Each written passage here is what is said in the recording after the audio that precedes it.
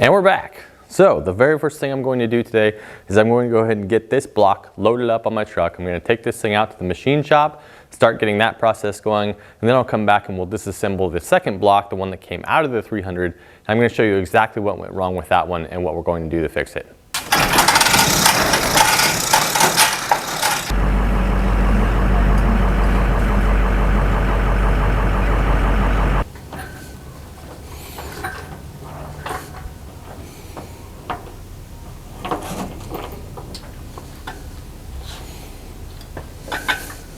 All right, we're back from the machine shop, and now it's time to tear down the second block from the 300. Again, this vehicle had some mechanical issues, and I'm going to show them to you step by step. I don't know why I say that. It's very weird. You always find some interesting stuff when you're starting to take things apart, like the fact that this driver's side motor mount is completely destroyed. It's torn totally in half. So we'll need a new one of those too.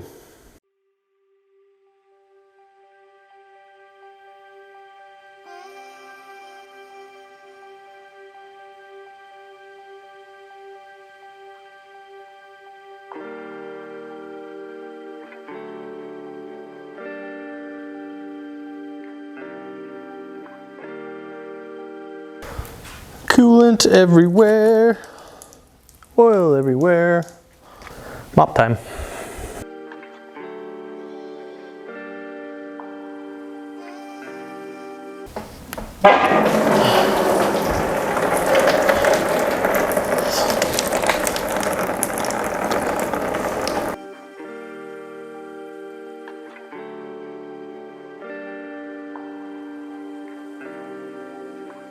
All right, can we pick the odd cylinder out? How does that one look?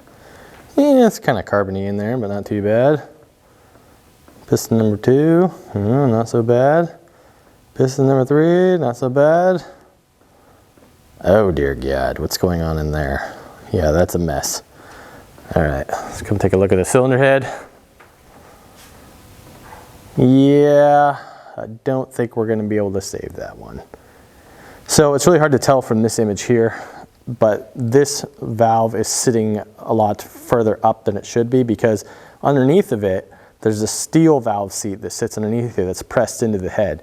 As you can tell, this head is aluminum, so therefore aluminum and steel expand at different rates. So customer got this vehicle really hot. I think the radiator failed, they dumped all the coolant out and they kept driving it and they got it really hot. What happens is they get it hot enough, this valve opens up, that valve seat underneath falls out of the head and just falls down into the cylinder. The piston comes up, boom, blasts into about 1 million different pieces, tears everything up. Also, all of those pieces of the valve seat get thrown up through the intake, all up inside your intake manifold. That's why when something catastrophic happens with one of these plastic intake manifolds, you're very much recommended to replace it with a new one, because those pieces can get into every little nook and cranny. So if you do not replace the intake manifold, just slap it on a new motor, then you go out and drive it, one of those pieces could fall right back in the cylinder and boom, you're right back where you started from. So definitely recommended replace the intake manifold with a new unit when you have catastrophic engine failure.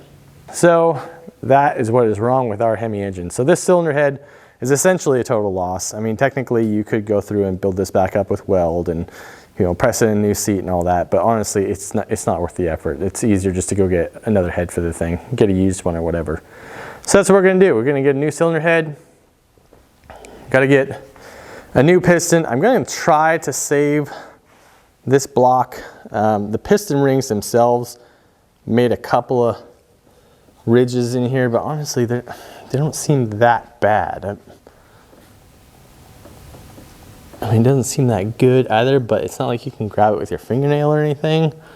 So again, I'm gonna take this thing all the way down the bare block. We'll send this one out to the machine shop as well for a hone job and see if that's enough to bring it back to life. If it is, we'll probably end up using this same block to put back in the car.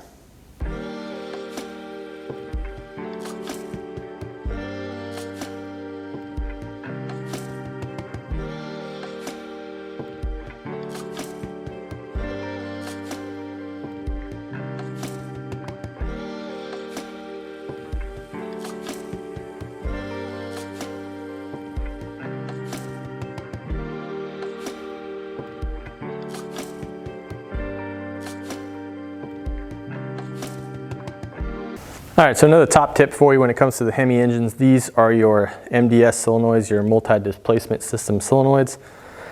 And these can become very stuck in their bores, and it's extraordinarily easy to break these things trying to remove them. So the tip, and this is directly from Chrysler, is to give them a wrap on the top with a mallet, rubber mallet, but pop them straight down, and that will help to break the seal around here, and then you can try to get them out. Now honestly, I may still break one of these getting them out. They're just not easy to get out, but we're gonna go ahead and try and see if I can get them out without breaking any of them.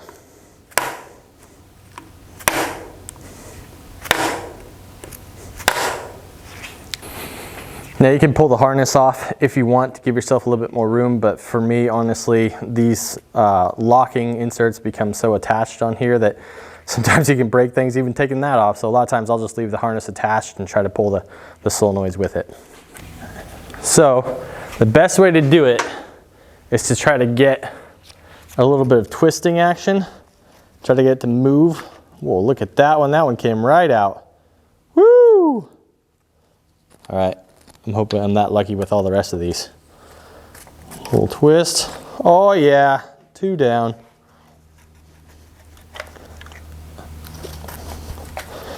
That's got to be a miracle. I've never had all 4 of them come out that easily. Very cool, very cool. All right, the tip works, does a good job. A little smack with a hammer, they come right out. We'll move on.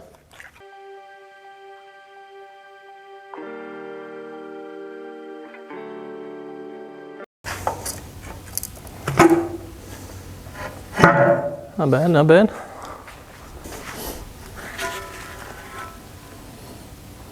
All right, could look worse in here. I do see a few chunks. There's some piston action in there, a little bit of the valve seat itself, but that's okay. There's no real hidden compartments inside here, so we should be able to clean it out with no issue. More chunks of piston. Very nice. Piston ring, valve seat. It's a party for everybody.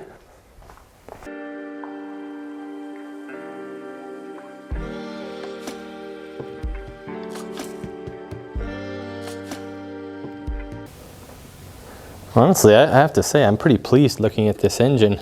The car itself is really clean, kind of looks like a bit of a grandpa car, and I'd say the inside looks very much the same. I don't think they ever, looks like they did a nice job of staying up with the oil changes. It's cleaner than the other engine we just pulled apart, that's for sure.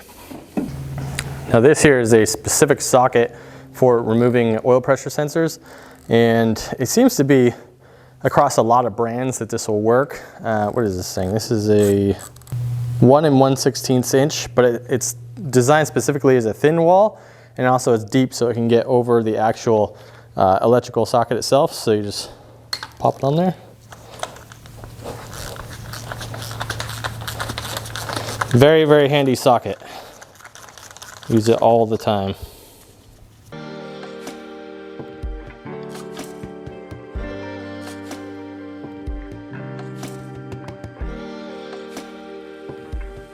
All right, let's go ahead and pull that cam out.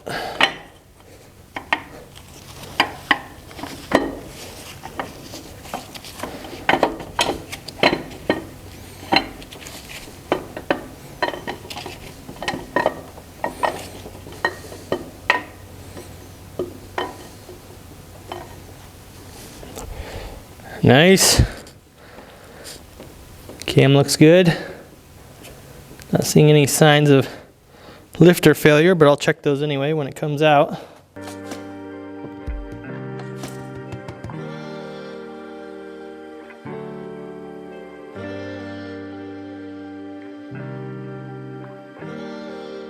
So far I'm not seeing any signs of any bearing damage, any rod bearing damage due to metal bits going through. I think it shut down really quickly after it let go, of course, so that's good news. We'll keep going. This is the one that's all busted up, so it's taking a little bit of extra persuasion.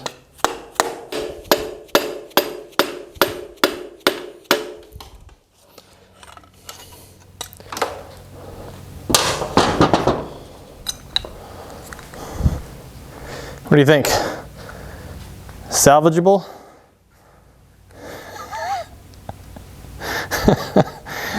Yeah, it's all right. Not so bad.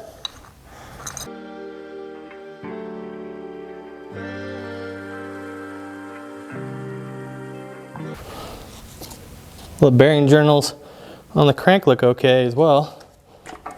This is all good news so far. I shouldn't say that. It's gonna ruin me.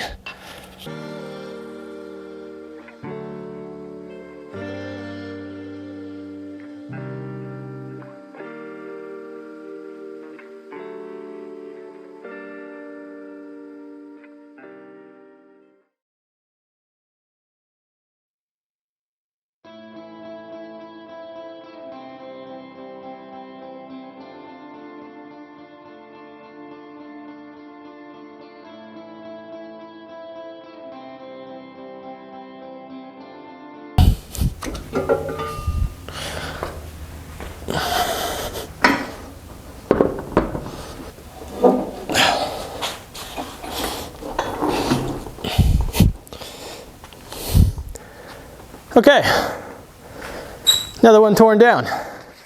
And honestly, it was in quite a bit better shape than I thought. So, man, if this doesn't even look that bad. I thought it was worse than this. Well, that's stupid. I should have just done this one first.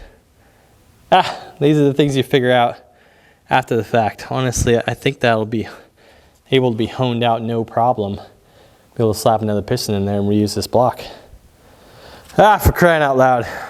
All right, so I'm gonna spend probably the next few decades cleaning everything here, getting it ready to go back into the block once we get it back from the machine shop. Oh man, not really looking forward to it, but that's how it works. I just want to show you guys something pretty cool with these connecting rods. I think most all of the modern engines are done this way anyway, but it's still kind of neat. If you'll remember, most of your old style connecting rods, they have machined rod caps that fit on the back, and it's just a flat surface, machined flat surface, and that works pretty good. But this new process that, well, it's not really new, but this process they have now, pretty cool. All right. See the end of that? See how, there we go. See how it's not smooth in surface? So what happens is they cast these things all as one piece, and then they put it in some kind of machine that fractures them in some sort of way. And what's really cool about this is that these surfaces are not going to be the same. They're going to be completely unique on each side, so it's impossible to put the rod cap on backwards. And when they fit together afterwards, it pretty much looks like all one piece. You can barely even see where the split is in it. Look at that. All just looks like one piece. I think that's really cool. I mean, they marked that with paint right there, literally to see where the edge is. But you almost can't see the break at all. So it's really neat. It fits together way better than any machine surface, and it's impossible to assemble incorrectly. So it's an all-win situation. All right, guys, so I had an idea come to me while I was over at the parts washer. I've been cleaning parts for a couple hours now. And I was thinking that these grooves from the piston rings in this cylinder bore aren't nearly as bad as I thought they were. So I might actually be able to get them out just using my sandstone here instead of sending it out to the machine shop. So I at least want to give this a try. If it doesn't work, that's fine. I'll send it out to the machine shop. But if it does work and I can clean up these cylinder bores, get them all ready to go, we can get things back together much quicker. Let's give it a shot.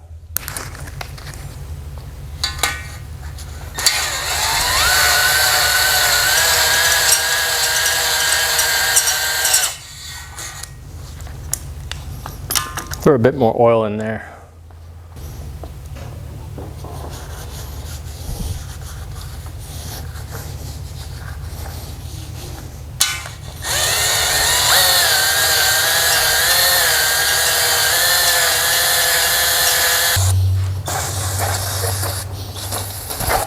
Seems to be making some progress.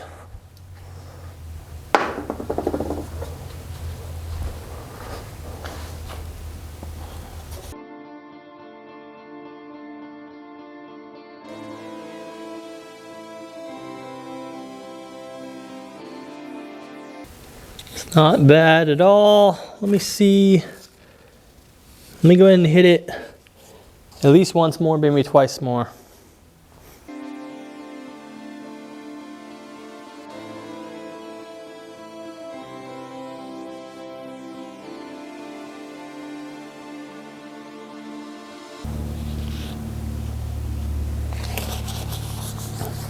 Thoroughly impressed, thoroughly impressed.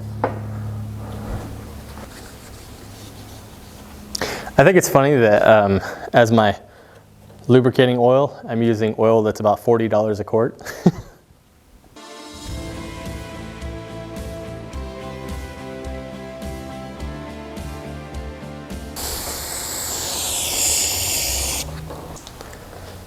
All right, I want to see if I can get you guys in here. Okay, yeah, so you can see, there we go. So we still have some light markings there, but man, they are just barely there and they're still fading. You can see right there in the middle it's starting to go. And then on this side, nothing really. Pretty much all of it came out on this side, so real happy about that. Just a little bit here. I think a couple more passes there and that might clean up entirely. But the rest of them are just, you know, a little glazed, so they'll take a light hone on the rest of those with that stone.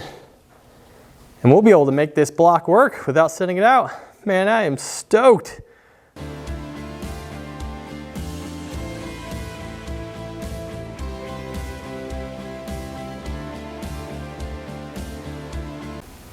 All right, well, I've made a really big mess of my floor, but let's see if we've done anything here for our cylinders.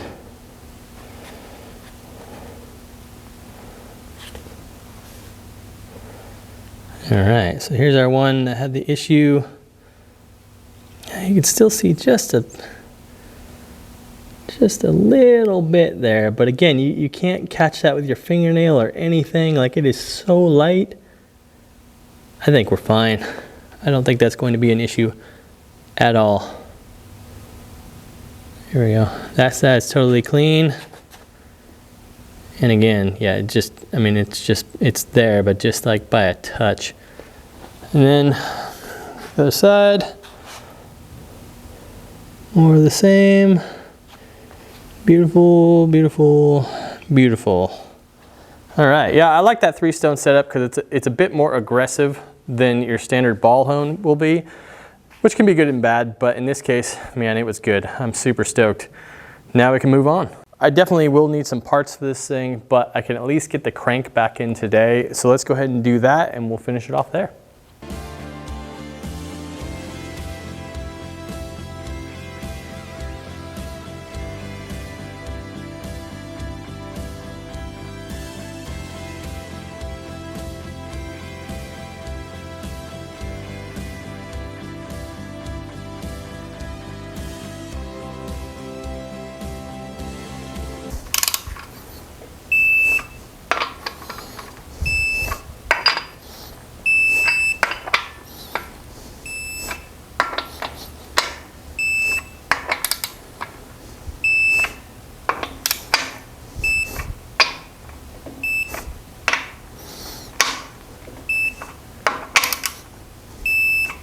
We'll see you next time on Reignited.